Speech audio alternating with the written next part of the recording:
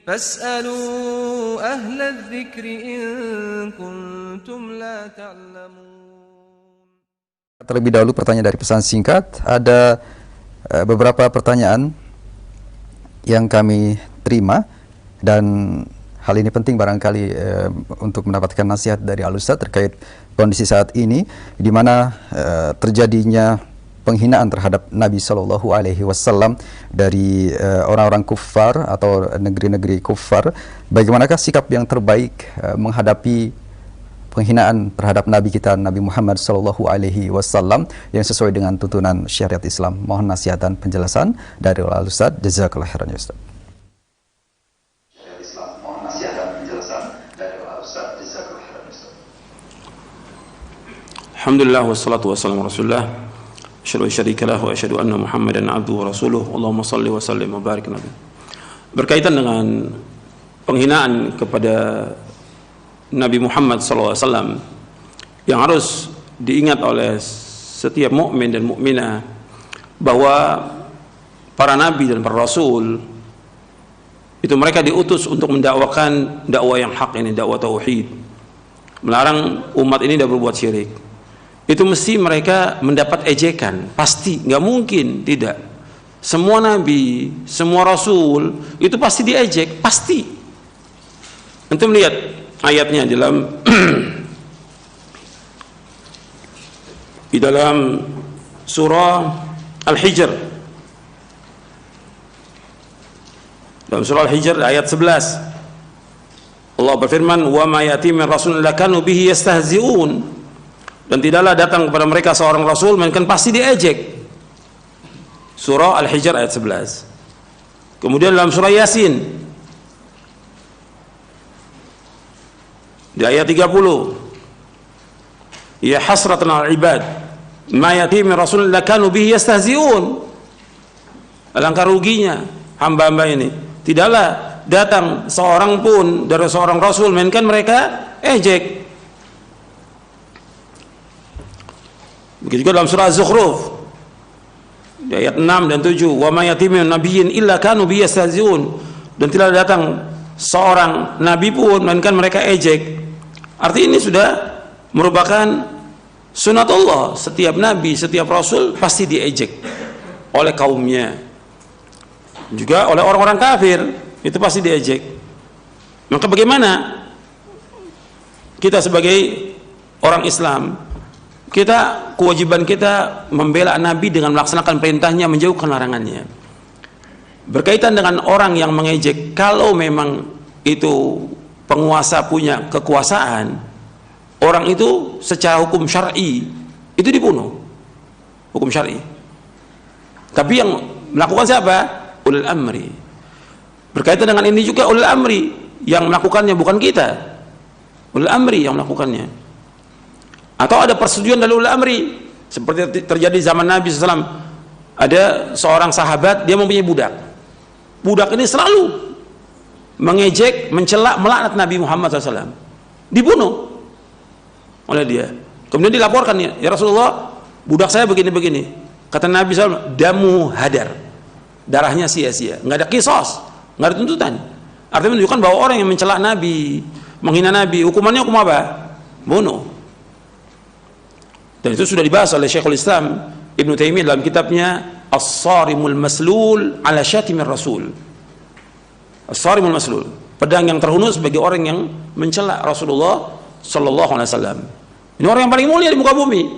Dari seluruh makhluk yang ada, yang paling mulia Rasulullah SAW. Paling mulia. Kita wajib untuk membela Nabi, tapi dengan apa kita membelanya? Dengan melaksanakan perintah, menjauhkan larangannya. Kalau kita punya kekuatan seperti para sahabat di zaman Nabi, bela dengan hartanya, dengan dirinya, mereka bela. Kalau ada yang mencela, ya dibunuh. Dan orang yang mencela Nabi itu pasti dia binasa, pasti celaka, pasti itu. Antum mesti yakin itu bahwa orang yang mencela Nabi itu pasti binasa. Allah sudah menyebutkan dalam Al-Quran bahwa orang yang mencela Nabi itu Allah nanti yang akan mengazabnya. Allah sebutkan di dalam surah Al-Hijr di ayat 95, inna kafainakal mustahzi'in, Inna kafainakal mustahzi'in. Kami yang mencukupi kamu terhadap siapa? Orang-orang yang mengejek, mencela, memperolok-olok Nabi Muhammad SAW. Siapa yang tanggung di sini? Allah. Inna, kami, kata Allah. Artinya Allah nanti akan menyiksa mereka. Jadi urusan di sini Allah. Kita nggak punya kekuatan, nggak punya kemampuan, nanti Allah.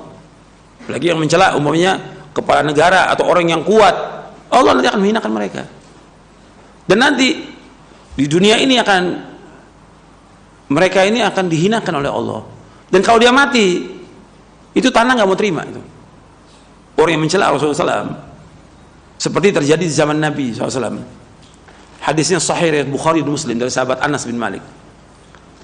Ada orang Nasrani masuk Islam, udah baca surah Al-Baqarah, sudah baca surah Al-Imran, kemudian jadi penulis Nabi Muhammad SAW. Kemudian kembali kepada kaumnya orang Nasrani. Fa'ada Nasrani, jadi murtad lagi Nasrani. Kemudian dia memperolok Nabi. Artinya dia mengomonglah bahwa Nabi begini-begini, dia mencela Nabi. Kemudian mati orang ini. Dikuburkanlah orang Nasrani. Mati. Begitu dikubur, besoknya udah keluar lagi mayatnya. Tanah nggak terima. Tanah nggak terima. Kata mereka, oh ini yang apa? Yang bongkar ini Nabi dan para sahabatnya. Ditanam lagi, lebih dalam lagi. Besoknya keluar lagi mayat ini. Kata mereka, ini Nabi SAW dan para sahabatnya ini yang melakukan ini. Digali lagi lebih dalam lagi. Terus besoknya lagi keluar lagi. Sampai mereka mengatakan ini bukan pekerjaan manusia. Ditinggal udah. Udah tinggal begitu aja. Ini bukan pekerjaan manusia. Ini Allah punya kehendak. Inna kafainakal mustahzi'in. Ini ada sahih riwayat Bukhari dan Muslim. Jadi tentang orang yang mencela Nabi Muhammad, menghina Nabi Muhammad, Allah akan tanggung untuk mengadabnya. Untuk kita, yang penting bagi kita ini bagaimana kita mengikuti Nabi Muhammad SAW, membela Nabi dengan mengikuti sunnahnya. Kita semua cinta Nabi. Sekarang bentuk kecintaan kita bagaimana? Allah sebutkan dalam surah Ali Imran ayat 31, "Qul in kuntum tuhibbunallaha fattabi'uni yuhibbukumullah yaghfir lakum dzunubakum wallahu ghafurur rahim." Katakanlah seandainya kalian cinta kepada Allah, ikuti aku. Jadi Allah akan cinta kepada kamu. Allah akan mengampuni dosa kamu dan Allah Maha Pengampun dan Penyayang. Artinya ittiba kepada Nabi. Sekarang kita introspeksi pada diri kita. Kalau kita sebagai umat Nabi Muhammad sudah belum kita mengikuti perintah-perintah beliau, menjauhkan larangannya? Kalau sudah ada hadis Nabi, kita ikut apa enggak ini? Apa tunggu dulu nanti? Kita nggak ikut. Kalau kita sebagai umat Nabi Muhammad datang dalil, kita ikut. Ada larangan, kita tinggalkan. Nabi sudah melarang perbuatan bid'ah, kita tinggalkan, jangan berbuat bid'ah. Kalau betul kita cinta kepada Nabi, jangan mengadakan perbuatan bid'ah. Jangan melakukan perbuatan syirik, jangan mengadakan perbuatan bid'ah. Kenapa? Allah dan Rasulnya melarang. Kalau kita cinta Nabi, jauhkan perbuatan syirik. Kalau kita cinta Nabi, jauhkan perbuatan bid'ah. Itu bentuknya cinta kepada Nabi SAW. Dan ini tinggal dilihat di buku yang pertama Syarah Akidah, ada kan pembahasan tentang beriman kepada Nabi Muhammad SAW. Itu ada penjelasannya di situ. Jadi kita mengikuti Nabi SAW dengan melaksanakan perintahnya, menjauhkan larangannya. Kemudian mentaati perintahnya, menjauhkan larangannya, membenarkan semua yang beliau sampaikan. Kita beribadah, wajib beribadah menurut apa yang beliau syariatkan. Kita memperbanyak salawat kepada Rasulullah SAW.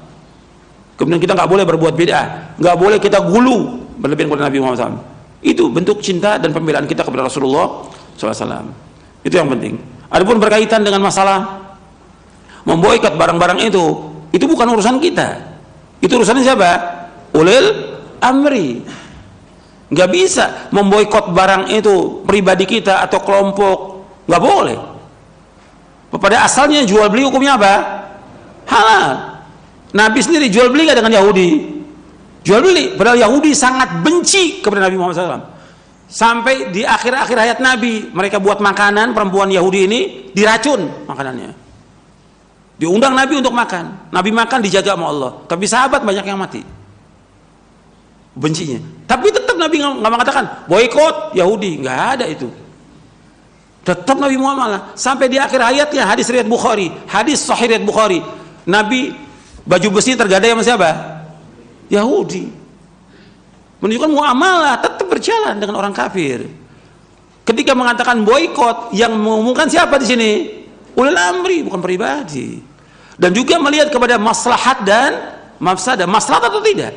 Mafsadah atau tidak? Gitu. Apakah jerak dengan diboikot itu jerak, kemudian dia taubat kepada Allah, kemudian dia nggak mengulang lagi, atau tambah jadi dia? Dilihat kepada maslahat dan mafsadah. Itu urusan siapa?